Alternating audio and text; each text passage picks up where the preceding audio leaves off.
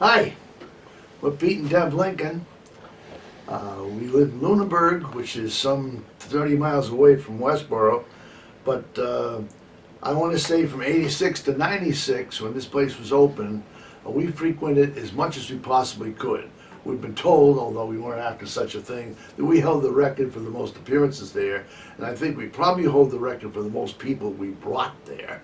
All kinds of people for different shows, but just to expose them to the folk music, the food, the atmosphere, and the people who ran the place, because it was a delightful way to spend an evening up there. To me, as an old folkie, I grew up with my mother singing old camp songs to me, way back to something like Richard Dyer Bennett or Carl Sandburg folk music. When I was in college, every single kid had the Kingston Trio on their turntables. I was involved in 4 or 5 folk singing groups, but the Old Vienna didn't open until I was 44 years old. And it perhaps given up on the folk life because there was very little folk music available when the disco craze came in. And so to suddenly discover this oasis, is the way I used to think of it, on a Friday night after a tough week of teaching school, I could go down and go in and have a meal of Wiener Schnitzel and John Hardy beer, go upstairs and meet these, Thomas Hardy beer, I'm getting old, meet these 2 fellows who ran the place who were completely diverse personalities. Robert Haig was a jolly man who knew all the folks, knew all his customers, very pleasant and told stories. And there was Tim, who had sort of a Rasputin sort of appearance, with his hooded eyes and his tall, sort of phantomous ways of moving around, who would get up on stage and introduce people, but also give a poem about chocolate. And he'd tell chocolate as though chocolate was a miraculous sort of, what I say, life-giving element. You had to have chocolate after you taught the Tim. And at that point, the music would begin. And it was set up so it was a small enough room so that you could be practically on top of the performers, and the seating was perfect so you could see them, as a lot of venues don't have that. And so it was a very intimate setting, even though they were playing. You didn't need blasting amplifiers, and every single performer we ever heard there was enjoyable in his own way.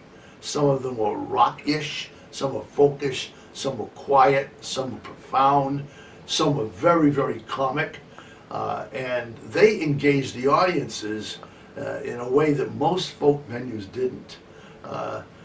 Those 10 years of going to see music, and all this, I hate to say it, 70 years or so I've watched music, exceeded any other place we ever went, and we miss it.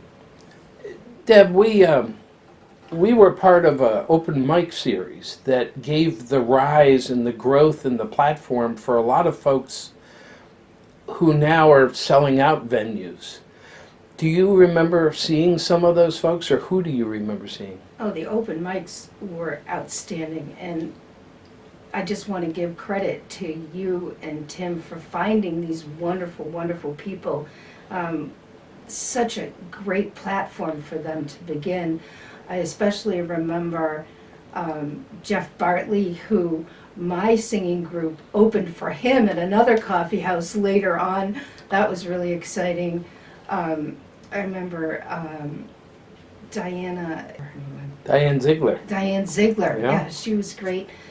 They were all wonderful, and the thing about the Old Vienna was it didn't matter if you knew the performers or not. We would go and see Tom Paxton, we'd go and see Dave Van Ronk, all the classic names in folk, but we would go, Leon Redbone, but we'd go and see people who we'd never heard of and become fast fans of them. Like Duffy? Yeah, like Duffy, Uranus. But it didn't matter. Whoever you went to see was wonderful, and you'd come away with a tape. In those days, you'd come away with a cassette tape. There weren't even CDs when we first started, and go home and play it and become a fan. The Chenille sisters, Connie Calder, all these people that, Tom Chapin, Steve Chapin, heard of Harry Chapin, but who are these brothers that were just as good, if not better than Harry? So anytime we had a free weekend night, we were at the Old Vienna. It didn't matter who was on the program, they were all wonderful. And the Old Vienna promoted these people who went on to be really special people. Don White, who knew you were going to get a comedian and a great singer? You folks told me a story recently of a show in particular, I think, that kind of is one of your favorite memories. You want to share that? Sure. We went to see Jon Stewart. Jon Stewart, of course, was part of the Kingston Trio, which was the group that my brother and I, at one point, could sing every single one of their songs. He wrote the Literally Dave every Jean one. Believer for the Monkees, For the right? Monkees, Yeah. but he wrote a lot of the Kingston Trio songs Oh, yeah. before he joined the group. He's a terrific guitarist, not top singer, but although he did have top 40 songs, and he was playing, and Pete Kennedy, by himself before he married Maura, had been his lead-in. And Pete Kennedy is a fabulous guitarist. Jon Stewart is a fabulous guitarist. And they usually ended the shows at the Old Vienna about 11 o'clock. And that night, at 11 o'clock, when John finished, he said, "Pete, come on up here and jam with me." And the two of them just absolutely candid, unrehearsed jam lasted a half hour, 45 minutes, and it knocked us out. It still stands as the best impromptu session we've ever seen. And the two of them would just try to outdo each other. What was the movie where the guy made the deal with the devil and he's outplaying each other? A Crossroads. Crossroads. Crossroads. He could play because the devil changed. The devil was in those two guys that night. But they were just digging and each they other. were digging each other. Big smiles on each other. I can do this, you can do this, I can do this. That was a wonderful night. And that's the sort of thing that wouldn't happen in most venues. They would be scheduled like at some place like Passim's. They would tightly schedule, you're out of here at 10:30. But the Old Vienna could allow a show like that, which was just The other thing that special. was magic about the Old Vienna is, I don't know how the scheduling was done, but it always seemed like the opening act matched the person that was the performer for the star for the evening. They always seemed to sync beautifully, and I don't know how that scheduling happened, because that was genius. That was Tim. Tim made that happen. It was genius. Yeah. That was genius. And the other act that I remember that so crystallized in my mind forever was Buskin and Bateau. And Bateau was a genius on the fiddle, and they had a song called "The Boy with the Violin" that was touching, just brought you to tears every time he did it. And he busted a violin string right in the middle of the song, this touching, beautiful violin song. And he reached over and grabbed a mandolin and finished it up on the mandolin. And he became known as the boy with the mandolin after that. The song was titled "The Boy with the Violin," so he made it "The Boy with the Mandolin." And to have that kind of stage presence, that kind of talent, just to switch instruments in the midst of a song, turn it into a great performance and a joke at the same time, showed the kind of humility and talent the people up there had. And that's the kind of heartwarming thing to see. They weren't standing up there showing off and having lights flashing and fireworks going off and 55 backup singers the way some of the performers do these days. And they just could, on their own, perform with sincerity and talent that was striking. In your cabin here, we're surrounded by one of the talents that you brought to the club and continue to share. You've been taking pictures and old style film for going way back, and we're going to see some of these pictures, but when did you start taking these pictures, and what are some of these memories? Well, my dad was a semi-professional photographer, and he had a darkroom in our house. And at 7, I knew how to develop pictures. So I started taking pictures when I was in college for our yearbooks. And when I was at school, I took all the yearbook pictures for 10 or 12 years. So I was always taking pictures. We started going to see folk music. When I started myself, some of these pictures I have over here, I took in 1964. I had one roll of black and white film.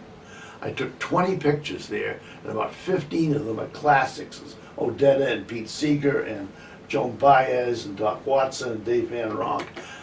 These at Newport? This is at Newport in 1964 at the blues tournament. Since then, every time we've gone to anything, I've taken pictures of folk singers.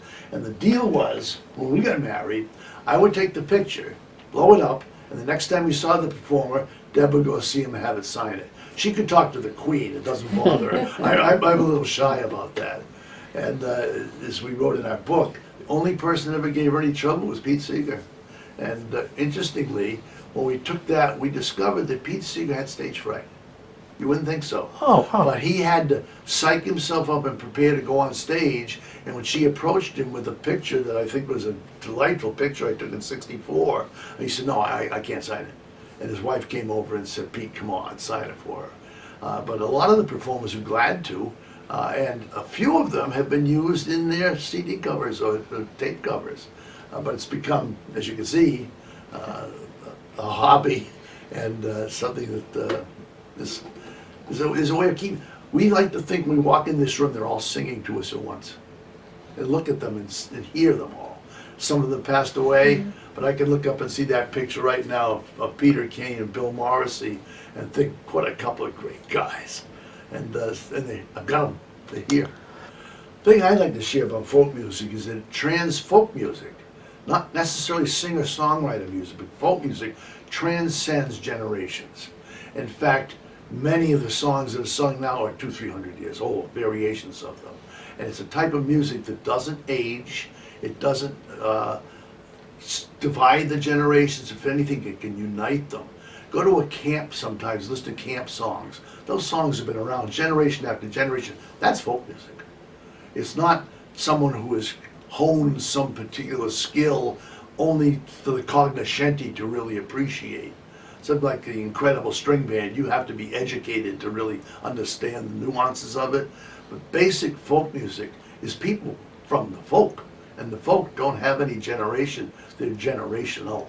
So coming to something like what you're planning to do, I think will appeal to every generation.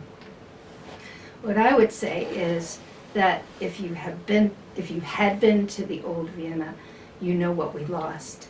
And if you hadn't been to the Old Vienna, come to this event because you'll get a taste of what it was.